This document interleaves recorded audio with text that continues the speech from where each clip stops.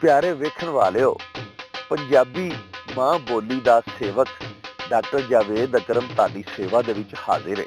मेरी एक डाढी गौ गोचरी गल जरूर चेते रखिया जे। अजिहियां कौमां जिहड़ियां अपनी सियान, अपनी बोली ते अपनी रहतल विसार बहिंदियां ने, उन्हां दा दुनिया दे उत्ते किते इतिहास दे विच नावां भी नहीं रहिंदा ते परछावां भी मुक जांदा है। वेले दी धूड़ दे विच अजिहियां कौमां गवाच जांदियां ते जे तुसीं चाहुंदे हो कि असीं दुनिया दे विच जिंदा कौमां वांगू रहीए ते साडा एक नावां ते साडी एक शनाख्त होवे, ते फिर अपनी मां बोली नूं कदी ना वसारो, इहनूं कदी कमतर ना समझो। दुनिया भर दे विच साडी शनाख्त एक सच्चे पाकिस्तानी ते उस तो बाद एक पंजाबी दी हैसियत दे नाल है। इस वास्ते सानूं अपनी तहजीब ते, अपनी रहतल ते, अपनी मां बोली ते मान करना चाहिदा है। तेरी मां बोली है बीबा, कखां वांग ना रोल पंजाबी, पढ़ पंजाबी, लिख पंजाबी, गैरतमंदा बोल पंजाबी। साडे चैनल नूं सबसक्राइब जरूर करिया जे